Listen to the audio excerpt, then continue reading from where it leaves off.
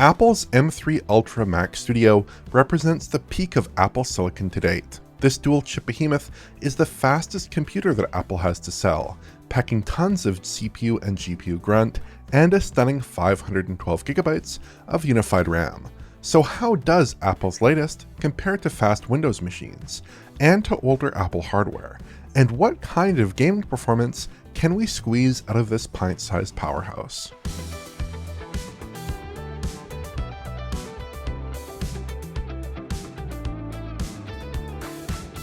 I thought I would start with CPU performance, because that's where the M3 Ultra chip proves most compelling.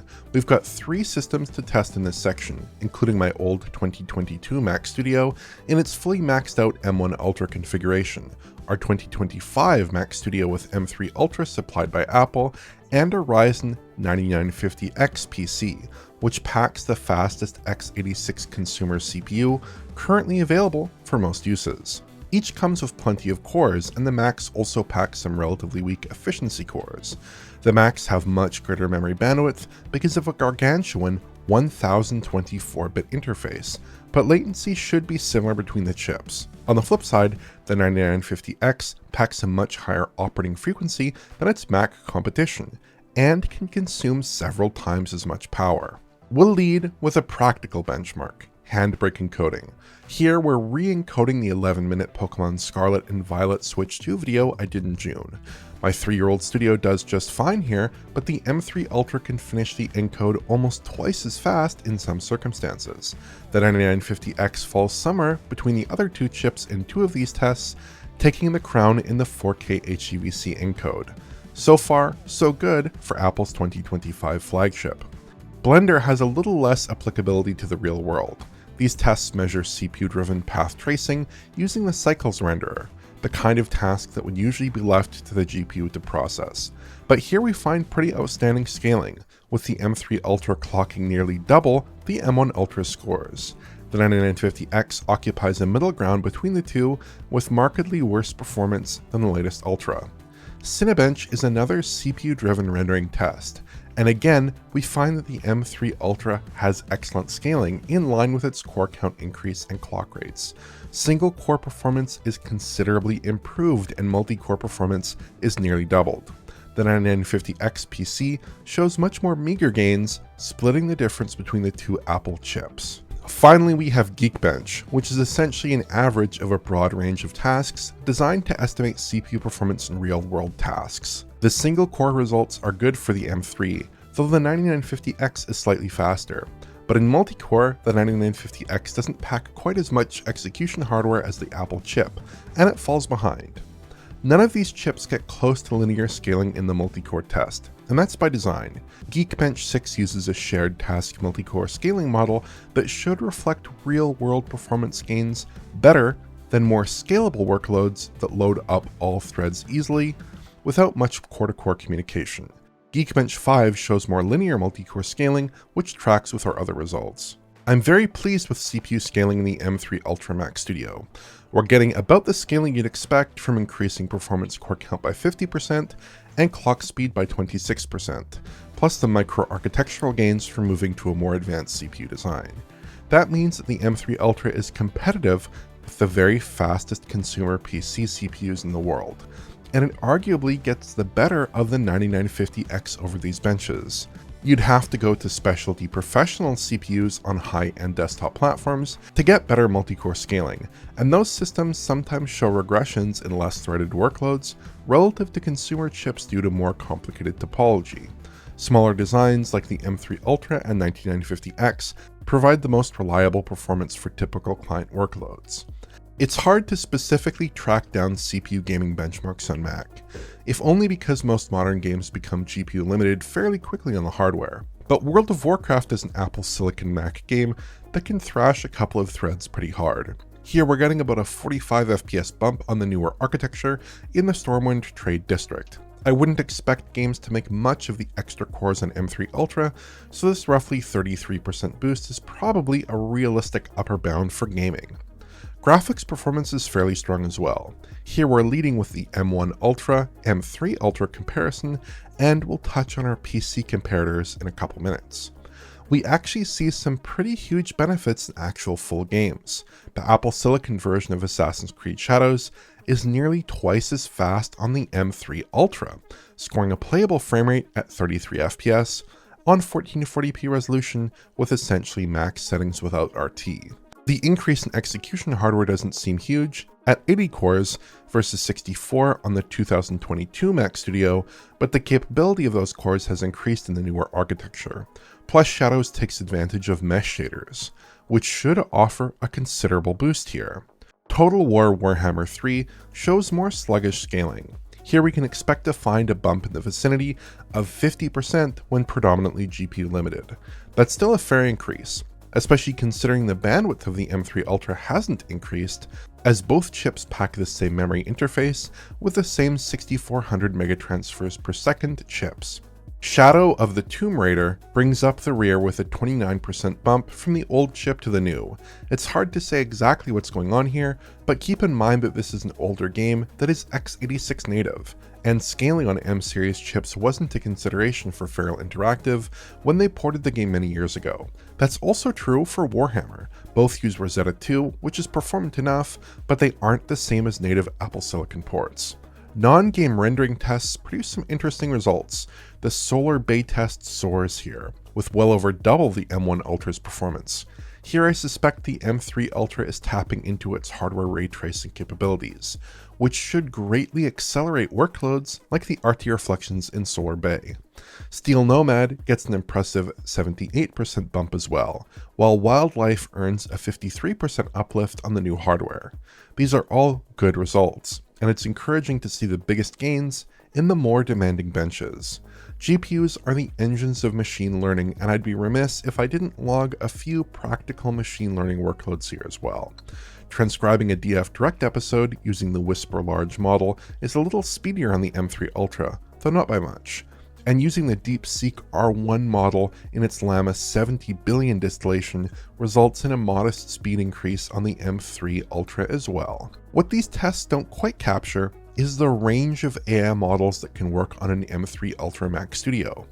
M3 Ultra machines can be configured with up to a massive 512 gigabytes of unified RAM, which allows us to use a 4-bit quantized version of full-fat DeepSeek R1, clocking in at nearly 400 gigabytes of memory used. That's the dream for a lot of users, an industry-leading open weights model running on a home computer, served at a perfectly usable 8.9 tokens per second. This is a truly unique capability, enabled by Apple's unified memory architecture. AI synthetics, represented by Geekbench's AI Core ML suite, show better gains, with similar 60% odd improvements in single precision and half precision results.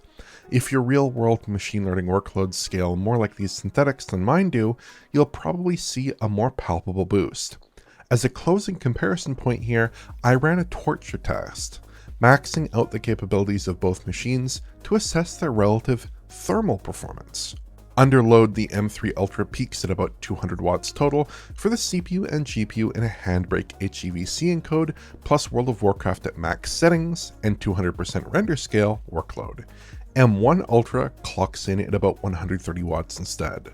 Obviously, the M3 Ultra chip is rendering with a higher frame rate and encoding at a faster clip, but that does suggest that some of the new Mac Studio's performance gain has come at the expense of extra heat. I believe the fan in heatsink assembly is unchanged between the two models. Temperatures on the M3 Ultra are also slightly concerning. After a few minutes of sustained load, we're logging temperatures between 95 and 100 degrees Celsius on the hottest processor cores, while the M1 Ultra falls in the low 90s, but with a somewhat faster fan speed. The default fan curves and resulting temperatures on both systems are presumably fine, but I would prefer a more aggressive approach, if only to maximize the potential longevity of the two systems' logic boards. Fortunately, with an app like TG Pro, it's easy to set rules that ensure your fans kick in hard when the system is under load. With the system configured to kick in full fan speed at 75 degrees Celsius on the CPU, our torture test holds at about 80 degrees Celsius on the hottest performance core in both systems, which is a reasonable result.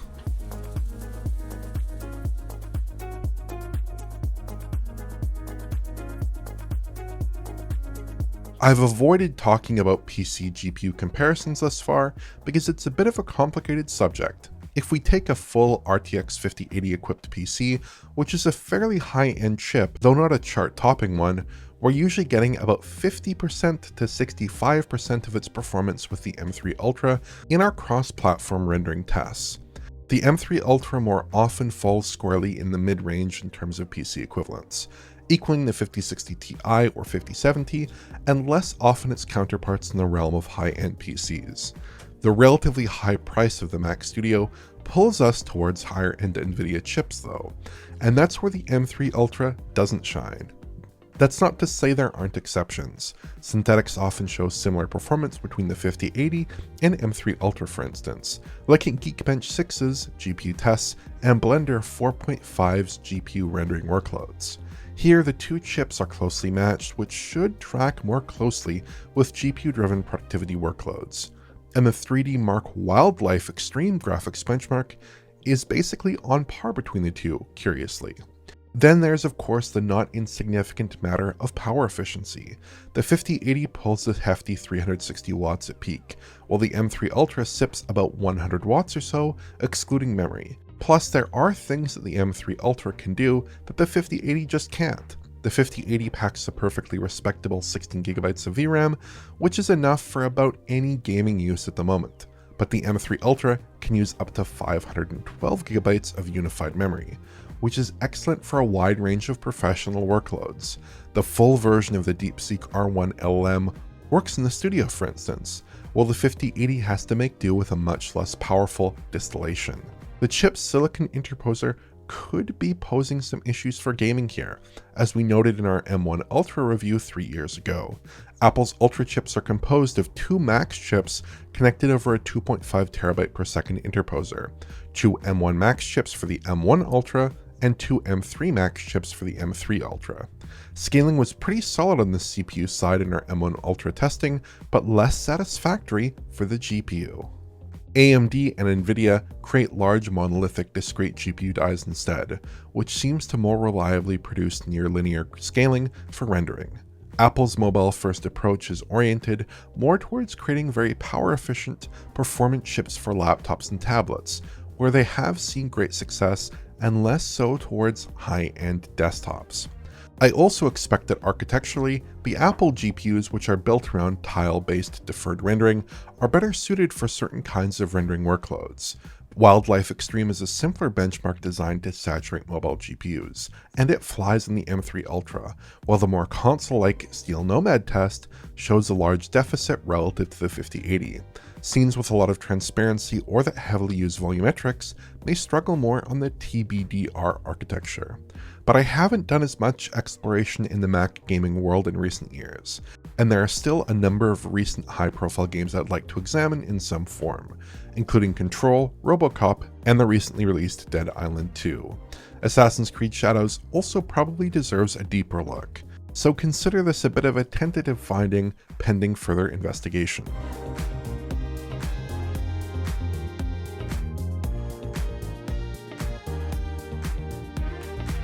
We have another high-end Mac to test as well, the M4 Max MacBook Pro, and I wanted to quickly get a sense of where that machine falls relative to our other two chips. The M4 Max represents the height of Apple's current gen architecture, as they've indicated an Ultra design will not be forthcoming this generation. GPU tests bear out performance that is pretty similar to Apple's old M1 Ultra chip, excepting Solar Bay, which uses GPU features that aren't present on the debut Apple Silicon architecture. Across a range of tests, we're usually slightly faster than the older chip. That's a pretty good outcome, considering the Max is matching a design about twice its size from just 3 years ago. M3 Ultra is well ahead of both, of course. The CPU front is a bit more fraught. In multi-core performance, it's a similar story, edging out the old Ultra slightly in most tests. The M4 Max has 16 CPU cores compared to the M1 Ultra's 20 cores, but it has much higher clock rates and a more advanced architecture, which closes the gap. Apple's latest Ultra trounces both, in line with our earlier CPU tests.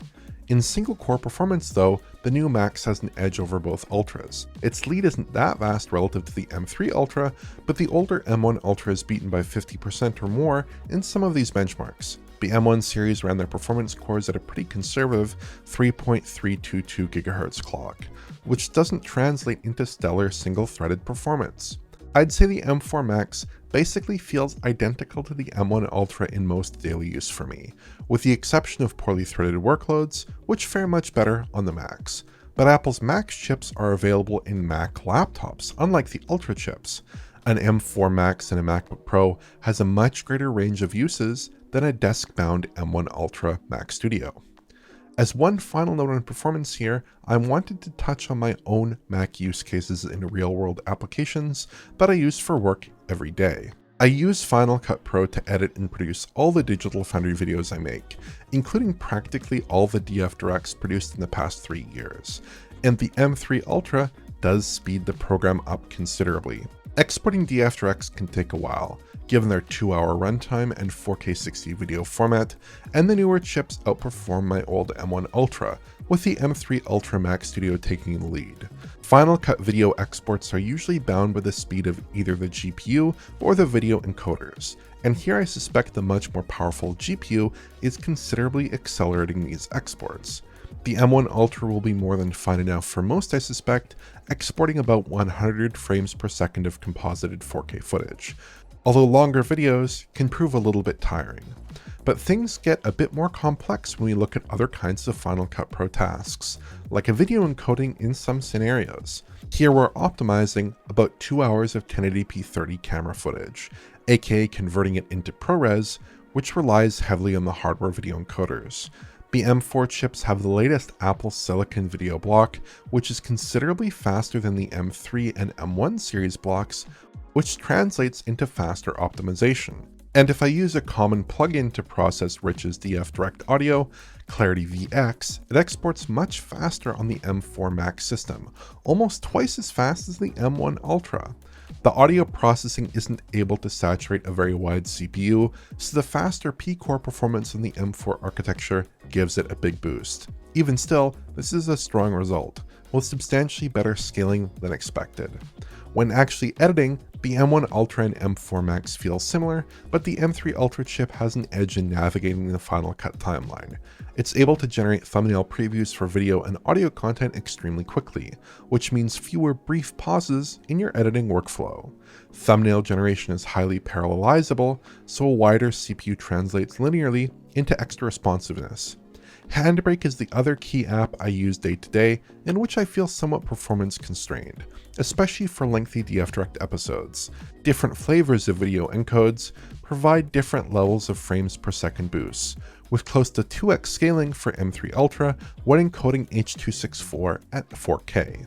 Here the Max hews closer to the old Ultra, but with a small edge, like we see in other multi-core workloads. So both of these chips end up faster for video production than my 3-year-old M1 Ultra Studio. But between the M4 Max and M3 Ultra, the advantages of a newer design sometimes outweigh the benefits of much wider execution. If your workloads skew towards poorly threaded tasks, the M4 Max might prove the better option. Likewise for workloads that take advantage of M4 boosted architectural features. The M3 Ultra chip is much wider and loves parallel workloads, which makes it well suited for a wide range of demanding professional work. If your apps can take advantage of a very wide CPU and a fast GPU, this is a fantastic machine.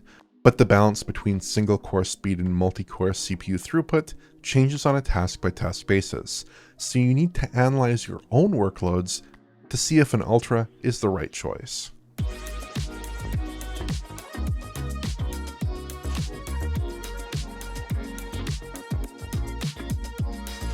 Overall, I'm very satisfied with the performance of the M3 Ultra Max Studio. CPU scaling is excellent, GPU performance is strong, and it can pack a ridiculous amount of RAM, enough to satisfy the most memory-hungry use cases. This is a pretty tempting machine for advanced users, even those who may already have an older Max or Ultra system. That's at least if you can discount the M4 Max, which is a good option for narrower workloads. Compared to PCs, M3 Ultra offers a class-leading CPU, meeting or beating high-end consumer x86 processors, and it packs a unique GPU architecture that has certain distinctive strengths and weaknesses. It's not going to light the world on fire for gaming performance necessarily, but it does have a ton of memory, and packs excellent efficiency. I think the primary selling point of Macs these days isn't hardware though, it's macOS itself. macOS offers excellent stability, ease of use, features, and has no forced updates or adware. It's also home to a number of great professional applications, but are only available on Apple operating systems, like Final Cut, which I've used professionally for the past 10 years or so. So if macOS appeals to you, then I think the M3 Ultra Mac Studio is a great host. It's not necessarily going to go toe-to-toe with PC hardware in pricing or every dimension of performance. That's not really the Apple way, but it is plenty powerful and offers a sleek, minimal exterior with a modest footprint. It also has excellent expandability through 6 full-fat Thunderbolt 5 ports, which can seamlessly interface with a host of displays and high-bandwidth PCIe devices like SSDs. It's a well-thought-out computer that is a pleasure to use. So if you appreciate macOS, the M3 Ultra Mac Studio is the pinnacle of the platform, the very best computing experience you can have. Taken all in all, it's a superb machine. If you enjoyed this video, please like, subscribe, and press the bell for YouTube notifications. Check out the Patreon at digitalfoundry.net for exclusive and early access content, and to get in touch, use social media. Thanks for watching.